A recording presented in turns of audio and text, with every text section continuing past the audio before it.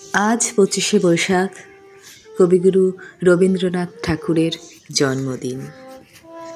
আজ তার জন্মদিনে কবিগুরু রবীন্দ্রনাথের জীবনের দুঃখ বেদনা নিয়ে কিছু ঘটনা। 13 বছর বয়সে মাতৃহারা হন কবিগুরু রবীন্দ্রনাথ ঠাকুর। তার বিয়ের রাতে ভগ্নিপতি মারা যান। 4 মাস পরে মারা যান যার প্রেরণা ও ভালোবাসায় তিনি কবি হয়ে উঠেছেন, সেই নতুন বৌঠান কাদম্বরী দেবী। 1902-এ কবিপত্নী মৃণালিনী দেবী মারা গেলেন। রবীন্দ্রনাথ তখন 41। 2 মেয়ের বিয়ের সময় শর্ত ছিল জামাইদের বিলেতে ব্যারিস্টারি ও ডাক্তারি পড়াতে হবে। কিছুদিনের মধ্যেই তার মেয়ে রেণুকা অসুস্থ হয়ে পড়েছিলেন, বাঁচানো গেল না তাকে।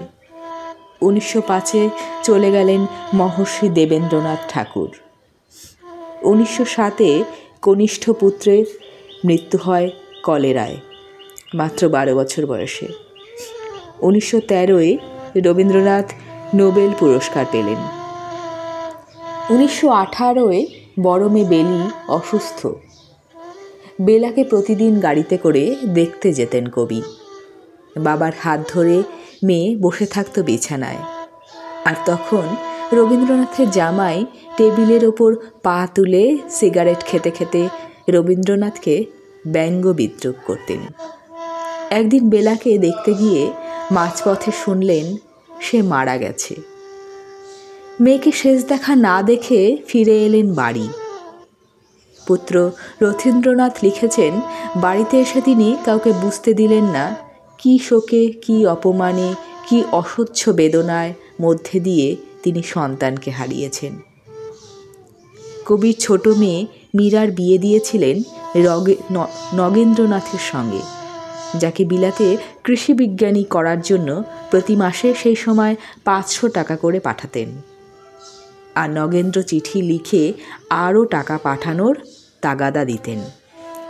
প্রত্যুত্তরে কবি লিখতেন, আমার জমিদারি থেকে প্রতি মাসে 500 টাকাই পাই, তার পুরোটাই তোমাকে পাঠাই। সেই নগেন্দ্র বিলাত থেকে ফিরে 2 সন্তানসহ মীরাকে পরিত্যাগ করে অন্যত্র চলে যান। কবির 3 জামাই, যাদের প্রত্যেককেই বিদেশে পড়িয়ে তিনি প্রতিষ্ঠিত করেছেন, তারা প্রত্যেকেই কোনো না কোনোভাবে কবিকে দুঃখ দিয়েছেন। সারা জীবনে কবি দুঃখ পেয়েছেন বারে বারে, অপমানিত উপেক্ষিত হয়েছেন অসংখ্যবার। কবি তখন 64, নোবেল পুরস্কার প্রাপ্ত বিশ্ববরেণ্য সাহিত্যিক। কবির নোবেল প্রাপ্তি নিয়েও কিছু লোক তাকে ব্যঙ্গ বিদ্রূপ করেছিলেন। চিঠি লিখে কবির কাছে জানতে চাইলেন নোবেল পুরস্কার পাওয়ার টেকনিক। সেক্ষেত্রে ভাবী পুরস্কার প্রাপক কবিকে অর্ধেক টাকা দিতেও রাজি। শান্তিনিকেতনে সাক্ষাৎ করতে এসে কেউ কবিকে বলেছেন, রবিবাবু, আপনি এখনও কবিতা টবিতা লেখেন নাকি? মানে অতগুলো টাকা পাওয়ার পরও কেউ আবার লেখে নাকি? অথচ অনেকেই জানেন না নোবেল পুরস্কার প্রাপ্তির খবরটা প্রশান্তচন্দ্র মহলনাবিশ যখন কবিকে দেন, তখন কবির প্রথম প্রতিক্রিয়া ছিল, যাক, ওই টাকায় এবার বিশ্বভারতীর সেচখাল কাটার সংস্থানটা হয়ে যাবে। যারা কবি বা লেখক তারা সকলেই সমাজের কাছে একটা স্বীকৃতি চায়। রবীন্দ্রনাথ বহুদিন সেটা বাঙালি সমাজের কাছ থেকে পাননি। তাই নোবেল পুরস্কার পাওয়ার পর তাকে যখন সম্বর্ধনা দেওয়া হয়, তখন তিনি বললেন, আমি এই সম্মানের পাত্রকে ওষ্ঠ পর্যন্ত তুলব, কিন্তু গলা পর্যন্ত যেতে দেব না। কত বড় অপমান ও দুঃখ থাকলে এ কথা বলা যায়। রবীন্দ্রনাথ নিজেই বলেছেন, পৃথিবীতে এসে যে ব্যক্তি দুঃখ পেল না, সে লোক ঈশ্বরের কাছ থেকে সব পাওয়া পেল না। বারে বারে মৃত্যু, দুঃখ, অপমান রবীন্দ্রনাথকে শানিত করেছে সৃষ্টিপথে, নির্মোহ করেছে জগৎ সংসারে, নস্টালজিক করেছে ক্ষণে ক্ষণে।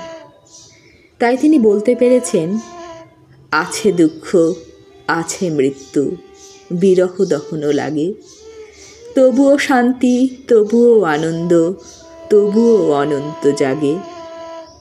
আমরাও যেন সদা তার সুরে সুর মিলিয়ে বলতে পারি, মনেরে আজ কহরে, ভালো মন্দ যাহাই আসুক, সত্য রেলাও সহজে।